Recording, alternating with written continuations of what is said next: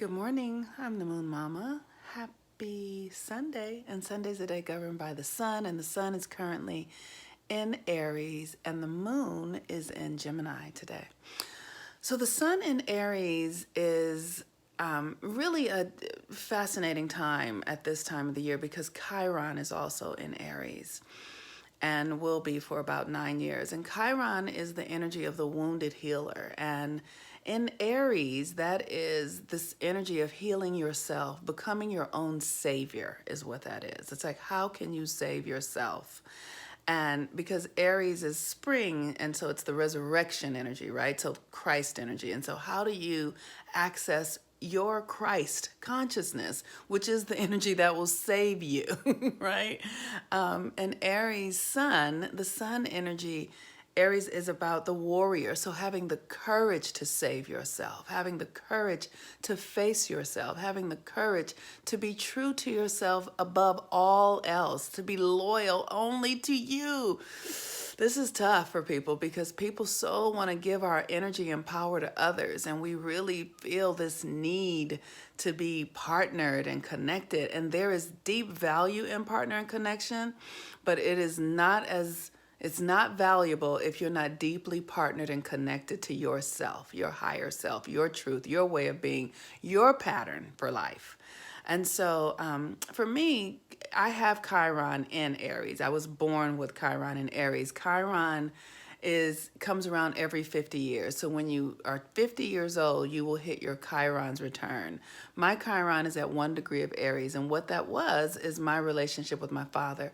The Chiron's return is who betrayed you in your life, who betrayed you. And the betrayal is that somebody that you loved, that you trusted, betrayed you. It was an unexpected event in your life. So for me, mine happened in my relationship with my parents. My father wanted my mother to have an abortion, and she did not. And so that was the energetic betrayal between my father. In the womb, he was working to get me aborted, and my soul was like, yeah, motherfucker, we ain't having that. So it's a betrayal. So literally my father died when I was 13, but we were always at odds with one another. We were literally in a psychic war, because I was wanting to be here. So when my father went out my mother told him she was pregnant. My father said, I'm going to go find somebody to have an abortion because it was 1968 and abortions were illegal. He left the house to go find someone to get her an abortion. My father was a pimp. My mother's a prostitute. Never returned because he had a warrant out for his arrest.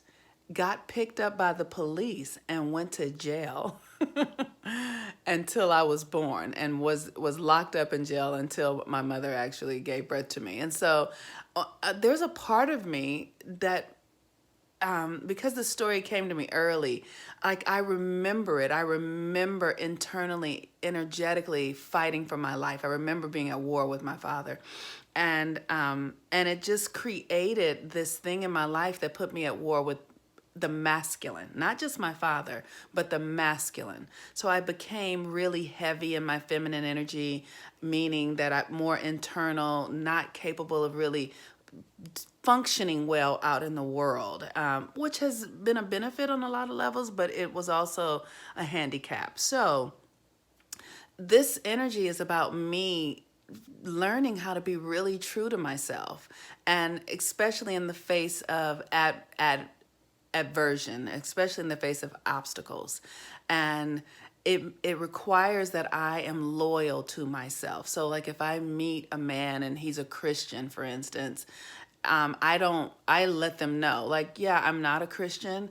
I practice, astrology. I practice rituals. I practice the things that we weren't taught as Christians. And so it requires that I am loyal to myself. And in the being loyal to myself, I save myself. Like when we show up for ourselves and be in our truth and stand for ourselves, the universe then does that as well. The universe then says, oh, she's standing for herself, then I'm going to stand for her as well. And that is the energy of Aries, the Chiron, and how we heal ourselves and how we transform ourselves and how we show up loyal to first and foremost to ourselves. And the moon in Gemini is about curiosity. It's about the curiosity to discover yourself. Who are you really? You know, are you curious enough to learn about who you are? Like, look at your astrology. Look at what the sun is doing in your chart. Look at what the moon is doing in your chart. There are a lot of ways for you to get curious about yourself. When I first started this work, I really studied my father. I studied his chart. I studied my mother's chart. I'm still, so that I can understand myself, so that I can understand why my father and I had the dynamic between us that we did. What was that for my soul? What was that for his soul? Because I know that everything in the universe serves to further. So once I got over the brokenheartedness that my father wanted my mother to have an abortion, because of course I did have opinions about it.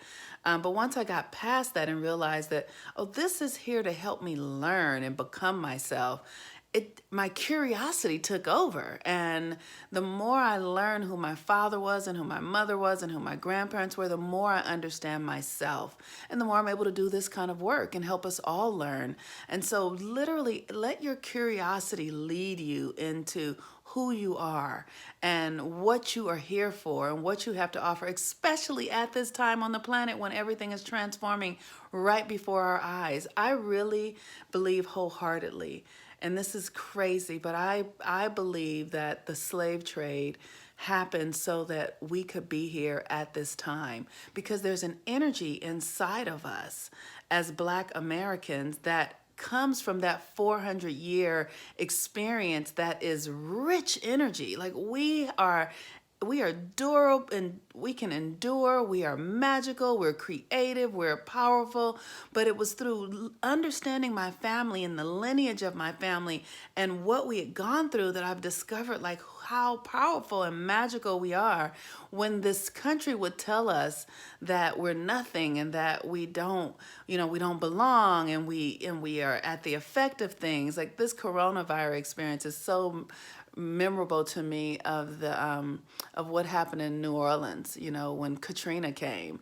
And when these crises happen, we get to see who we are, what we can discover about ourselves. And that is the gift of this experience here in America, for us to really separate ourselves from the old conventional ways of thinking and open up into our divine nature. But we discover our divinity through the curiosity of studying our lineage and being true to ourselves and having the courage to stand in the face of opposition. And when you do that, you discover something in yourself. You really do. It is the most amazing thing. So use this Gemini moon energy to get curious. Use this Aryan Chironian energy to save yourself, to stop looking outside of yourself, to stop looking for anybody to make you feel better, to literally look within and go, where is my medicine? Who am I? What can I do? That you are the savior. Ain't nobody coming. It's all you. We waiting on you. So literally, I remember when I discovered this for myself, I was so sad and scared, because I was like, if it's on me, we're fucked. I'm fucked. But then I just started saying, like, well, what does it mean? What can I do? If it's here for me, then that means there's something I don't know about myself. I need to discover who I am so that I can rise to the occasion of my soul and be who God created me to be who I agreed to be at this time on the planet. Because we are waiting for everyone to come and be their own savior and then teach us all how to save ourselves. That's what we need to learn, how to save yourself, because can nobody save you, really. We can only save ourselves. All right, peace and blessings. I'm the Moon Mama. Have a wonderful day today. Bye-bye.